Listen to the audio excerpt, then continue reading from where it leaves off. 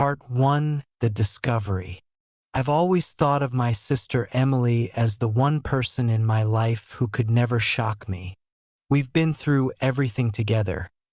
Scraped knees and high school heartbreaks, bad haircuts and college rejections, late-night crying sessions, and even the day our parents' marriage finally collapsed in slow motion. She's my person.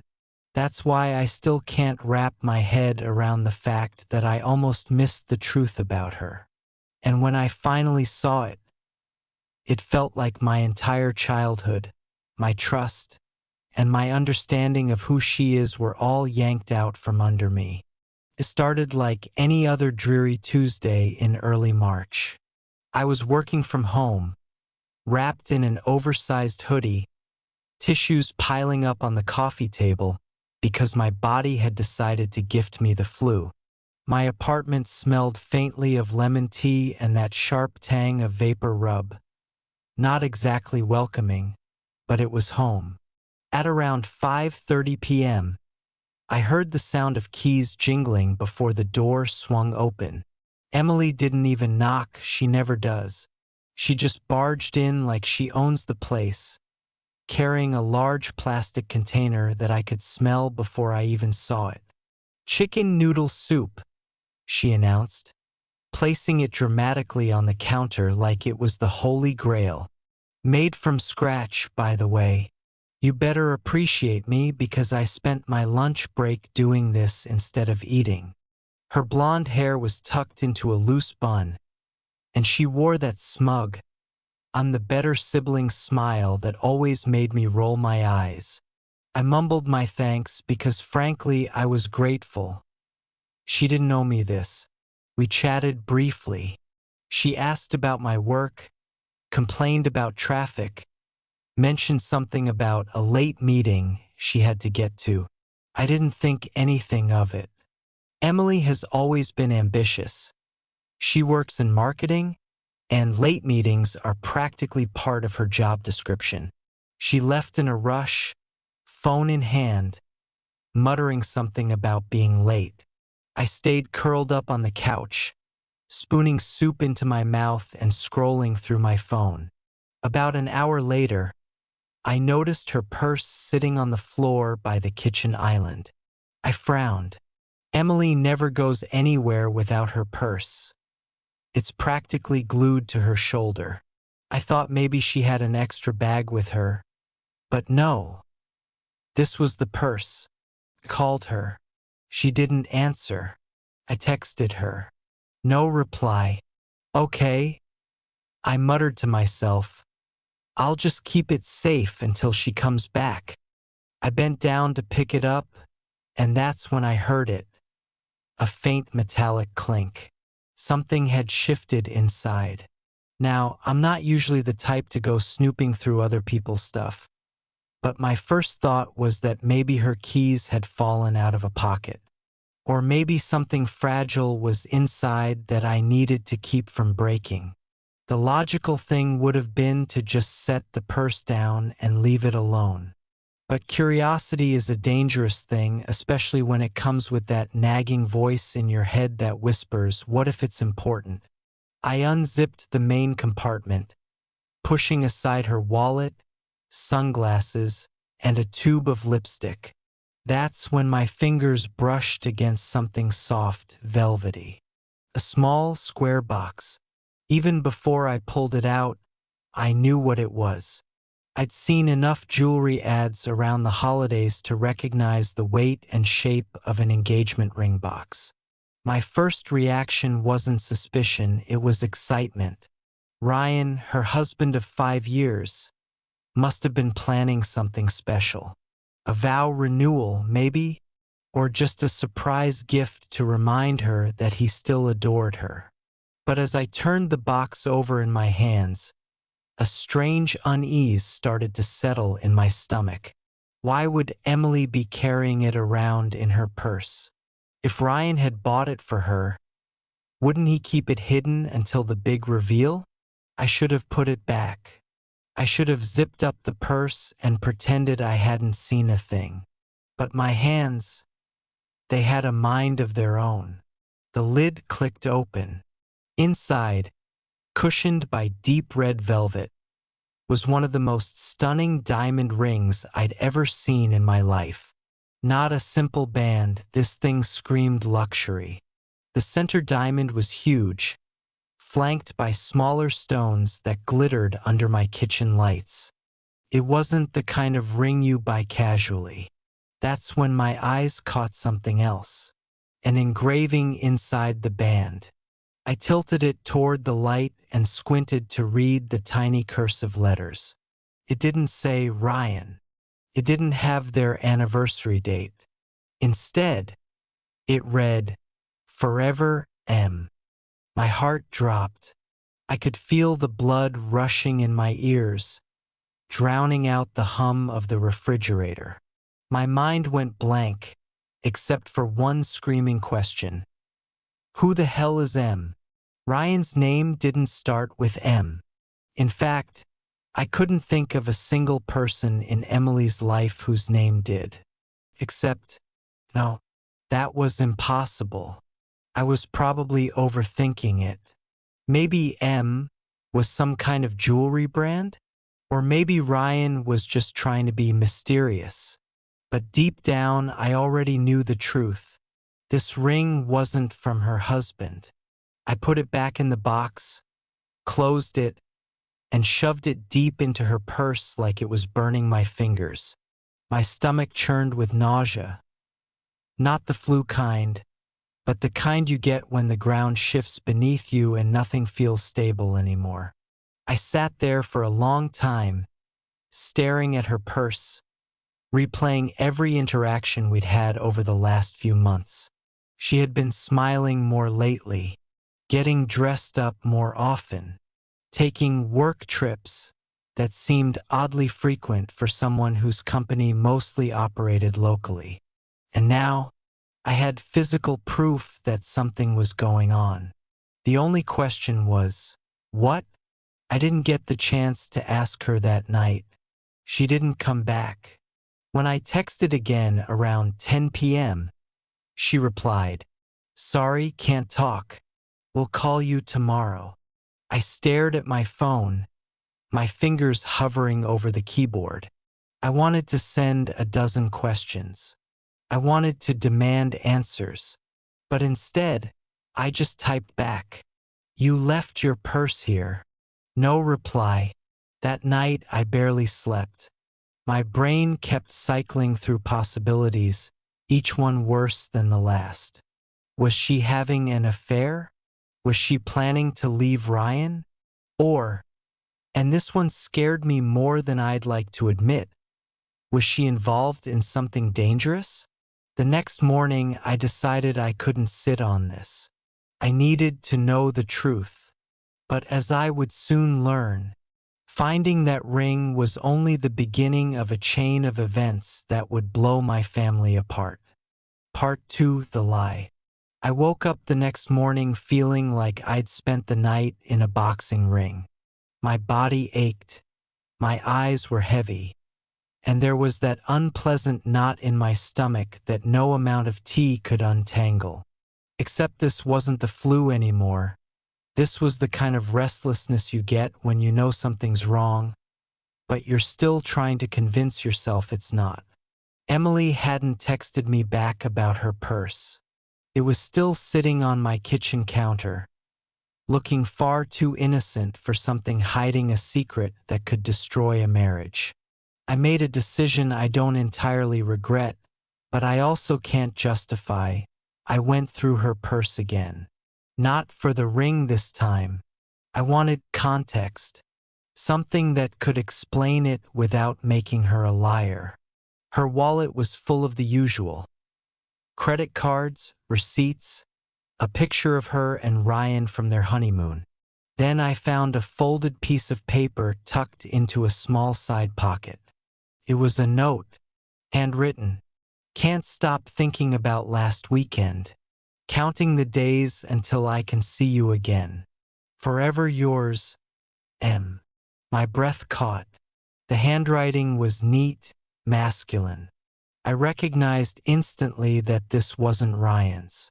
He writes like a doctor on a bad day, messy and unreadable. This was precise. The paper was thick, expensive, and faintly smelled like cologne. I shoved the note back, zipped the purse closed, and sat at the counter staring at it like it might suddenly burst into flames. My hands were shaking again. There was no denying it anymore. Emily was seeing someone else. And yet, I didn't feel angry. Not exactly. I felt this weird, heavy sadness.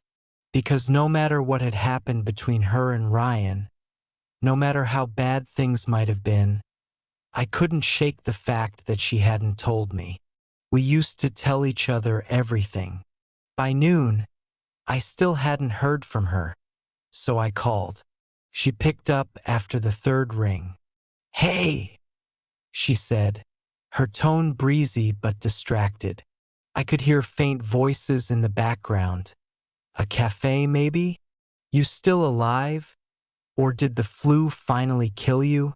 I forced a laugh. "I'm still alive. You, however, left your purse here." "Oh, right. God, I'm such an idiot. I'll swing by after work to grab it." I hesitated. "What were you doing last night?" There was a pause. Then she replied, "Just that late meeting I told you about." "Why?" I could feel my heartbeat in my throat. "No reason." She didn't notice the edge in my voice, or maybe she did and just ignored it. We hung up soon after, and I was left with this sour taste in my mouth. She was lying to me. When she showed up around 6 p.m. to get her purse, I tried to play it cool. She looked different. Not dramatically, but softer somehow. Her cheeks had a faint flush. Her hair was styled like she'd just come from a salon, and there was this quiet glow about her. "Thanks for keeping it safe," she said, slinging the purse over her shoulder. I wanted to scream, "Safe? You're hiding a whole other life in there." But instead, I asked, "So, how was your meeting?" She smiled without missing a beat. "Long, boring. The usual." It was the ease of her lie that got me. She didn't flinch, didn't shift her eyes, didn't stumble over her words. If I hadn't known about the ring and the note, I would have believed her. We chatted for a few minutes about nothing in particular: work, the weather, a new coffee shop that had opened downtown. Then she left, leaving behind the faint scent of her perfume and a silence so heavy it felt like it was pressing against my ribs. That night, I decided I had two options. 1. Confront her directly and risk blowing everything up. 2. Do my own digging first. I chose the second, because if I confronted her without proof, she could just deny it, and then I'd be the one looking paranoid. So I did something I never imagined I'd do. I started watching her. Over the next week, I began noticing patterns I'd ignored before. As she had work dinners at least twice that week. As she wore new outfits that didn't look like her usual office wear. More elegant, more romantic. As she was suddenly very protective of her phone, keeping it face down on the table and taking calls in another room. One night, I casually asked Ryan how work was going for Emily. He shrugged and said, "Same as always. She's been busy with some new campaign, I guess. Lots of late nights." The way he said it, so trusting, so matter-of-fact, made my stomach twist. He had no idea. The breaking point came the following Thursday. Emily texted me saying she couldn't come to our weekly dinner because of another client emergency. Something in me snapped. I grabbed my coat, got in my car, and drove toward her office. I had no plan, just this gnawing need to see. I parked a block away and waited.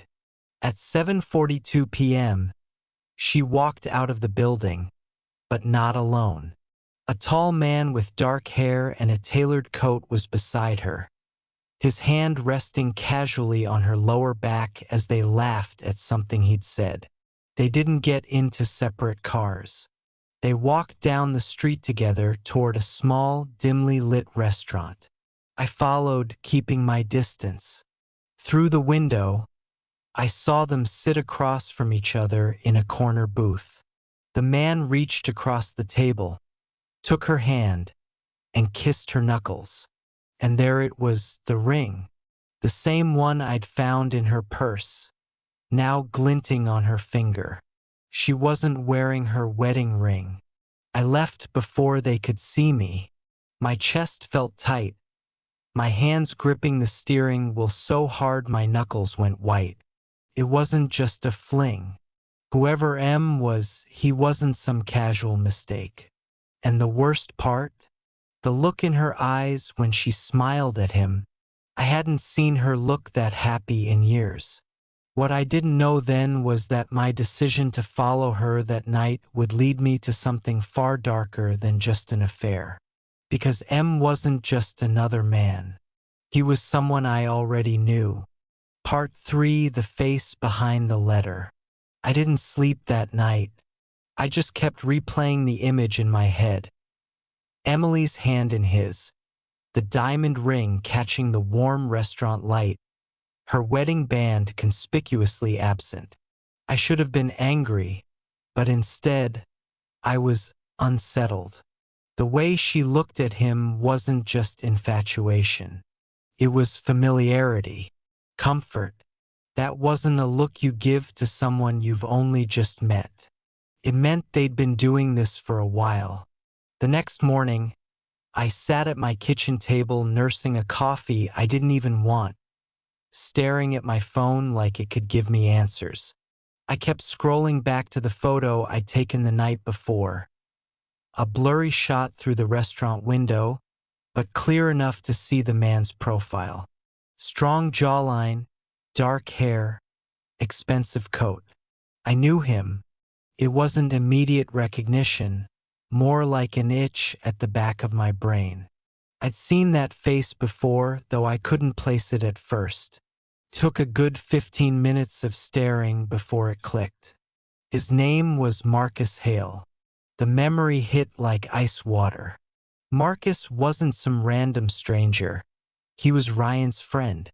Not a best friend, not someone who came over for Sunday barbecues, but I'd seen him at their wedding, at a few social events, and I knew for a fact he and Ryan occasionally played golf together. I remember Ryan once describing him as the kind of guy you can't quite trust with your wallet or your girlfriend. He'd laughed when he said it, like it was a joke. But now that joke felt like a premonition. And the letter, "Forever yours, M," suddenly had a name to go with it. I wanted to believe there was some other explanation. Maybe they'd reconnected for a business deal. Maybe he was just helping her through a rough patch. But then, why the secrecy? Why the ring? The logical side of my brain kept telling me to stay out of it. This wasn't my marriage, my business, or my place to interfere. But the other side, the part of me that had spent my whole life protecting Emily, refused to let it go. Because if she was cheating with Marcus, she was putting herself in the crosshairs of something dangerous. Marcus had a reputation. Not just for being charming, he was the kind of charming that got people into trouble. He'd been in the local news a few years back for some shady real estate deal that almost cost people their homes. Charges were dropped, but rumors stuck. That Saturday, I decided I needed proof. Not for me, for Ryan. Because I knew, deep down, that if I told him without something concrete, he'd dismiss it. Love makes you blind. I waited until I knew Emily would be out running errands. Her vague excuse lately for disappearing for hours and I drove to her house. Ryan was out front washing his car. He waved when he saw me. "Hey, stranger. Emily said you've been sick," he called. "Yeah, feeling better now," I said, forcing a smile. My heart was pounding. I wasn't here for small talk. I made up an excuse about needing to borrow one of Emily's old baking pans, and Ryan, being Ryan, let me in without hesitation. Her house was spotless, too spotless, like she'd recently done one of those deep cleans where you make sure there's no trace of anything you don't want found. But I knew Emily's habits. She's careful but not perfect. It didn't take long. In the top drawer of her nightstand, tucked under a stack of scarves, was another note from Marcus. This one was longer, and my stomach turned as I read it. "Counting the days until you're free. I hate hiding like this, but I'll wait as long as it takes. The ring is just the beginning. When it's on your finger for real, I'll make sure you never regret leaving him." The ring. So it was from Marcus. And worse, she wasn't just having an affair. She was planning to leave Ryan. I took a photo of the note, put everything back exactly as I found it, and walked out of that house feeling like I'd swallowed a stone. That night, I debated telling Ryan right then and there, but something stopped me. It was Emily, because despite everything I'd found, I still couldn't shake the feeling that this wasn't just about love or lust. Emily wasn't reckless. She wasn't the type to blow up her life for a fling, which meant Marcus had something on her, or something he was offering that she couldn't get from Ryan. The next week, I kept my distance. I didn't want her to suspect I was onto her, but I did keep tabs. Little things, like when she'd vanish for hours, or when she'd forget about family plans. Then, one evening, she showed up at my place unannounced. Her eyes were red, like she'd been crying, but she plastered on a smile. "Got any wine?" she asked, like nothing was wrong. I poured her a glass and we sat on the couch. She talked about work, about a new project, about how she was thinking of making some changes in her life. She didn't elaborate, but I knew exactly what she meant. Halfway through the bottle, I decided to test the waters. "So, you've been spending time with Marcus lately?" I said casually. Her hand froze on the stem of her glass. It was just for a second, but I saw it, that flicker of panic in her eyes before she smoothed it over with a smirk. "Marcus? Oh, please. He's just a friend of Ryan's." "Why?" I shrugged. "Just thought I saw you with him the other night." Her lips curved into a slow smile, the kind that doesn't reach the eyes. "You must have me confused with someone else." It was a lie, and the ease of it sent a chill down my spine. I didn't push. I just nodded and changed the subject. But in that moment, I knew, whatever was going on between her and Marcus, it was bigger than I thought. And soon I was going to find out exactly what. Because 2 days later, I saw something that turned this whole mess from a family scandal into something far more dangerous. Part 4, The Choice. 2 days after Emily's little performance at my apartment, I saw something that shifted everything. And I mean everything. It was a Wednesday evening, the kind of night where the air feels heavy with rain but never quite delivers. I was heading home from work when I spotted Emily's car parked outside a small building on the east side of town. Not her office, not a restaurant, a lawyer's office. I might have driven right past if I hadn't noticed Marcus's black BMW parked just 2 spots over. I pulled into a convenience store across the street and sat there, pretending to scroll through my phone while my eyes stayed locked on the building. 10 minutes later, they came out together. Emily was clutching a thick envelope. Marcus had one hand on her back, the other holding a manila folder. They didn't look at each other. No smiles, no casual touches. Their faces were tight, serious. When they reached their cars, they didn't part ways immediately. Marcus leaned in close, speaking low and fast. Emily nodded once, her jaw clenched. Then she got into her car and drove off. Marcus stayed behind, watching her tail lights until they disappeared. I sat there for a good minute, my pulse hammering in my ears. Why would they be at a lawyer's office together? And why did Emily look like she'd just signed something she didn't want to sign? My mind went wild with possibilities. Divorce papers? Some kind of business deal? Maybe Marcus was using her to gain access to something Ryan owned. I needed answers, and I needed them now. That night, I did something I wasn't proud of. I drove to Emily's house, parked down the street, and waited for the lights to go out. Once they did, I crept around to the side of the house where her office window was. I knew she kept her blinds half open for her plants. From there, I could see her desk and the envelope from earlier. It was open now, its contents spread out. Even from that distance, I recognized the header on the documents. Confidential, property transfer agreement. Property transfer. Emily didn't own much in her name, just her car and a few joint investments with Ryan.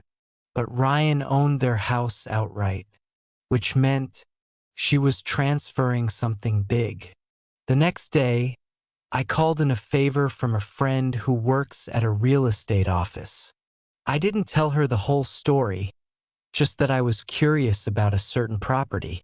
An hour later, she called me back. "Your sister's name just got added to the deed for a condo downtown," she said. I almost dropped my phone. Condo. Emily never mentioned buying anything, let alone something expensive in one of the most high-end areas of the city. And she wasn't the only name on the deed. Marcus's name was right there, next to hers. That night, I confronted her. I didn't tell her I'd been following her or that I knew about the condo. I just asked straight up, "Are you planning to leave Ryan?" She froze for a fraction of a second, just long enough to confirm I'd hit a nerve, before laughing it off. "What? No. Where is this even coming from?" I stared at her. "Emily, I saw you with Marcus. I saw the ring. I saw." She cut me off sharply. "You don't know what you saw." There was something in her tone. A warning, almost, like if I kept pushing, I'd step over a line I couldn't uncross. "Emily," I said softly, "if he's threatening you, you can tell me." Her eyes softened for a split second, but then she shook her head. "It's not like that." "Then what is it?" She hesitated. Her fingers tightened around her wine glass. "Sometimes," she said quietly, "you have to do things you don't want to do, to keep the people you love safe." I didn't get the chance to ask what she meant. Her phone buzzed, and when she saw the screen, her entire face changed. The color drained. Her lips pressed into a thin line. "I have to go," she said, already grabbing her coat. "Who was that?" I asked. She didn't answer. Hours later, unable to sleep, I drove past the new condo. Lights were on in one of the units, and in the window, silhouetted against the glow, I saw them, Emily and Marcus, standing close, talking. Then, and I swear I'm not imagining this, Marcus glanced toward the window like he knew I was there. That was a week ago. I haven't confronted her again. I haven't told Ryan. I've just been waiting, watching. And last night, something arrived in my mailbox. No return address. Inside was a single sheet of paper. It was a copy of the property transfer agreement, the one with Emily and Marcus's names. But across the top, in thick black marker, were 3 words. You're next too. Now I don't know if this is still just about Emily's affair, or if I've stumbled into something much, much bigger. And I have no idea which move I should make next. Tell Ryan. Go to the police. Or stay silent and hope I don't end up in whatever mess she's in.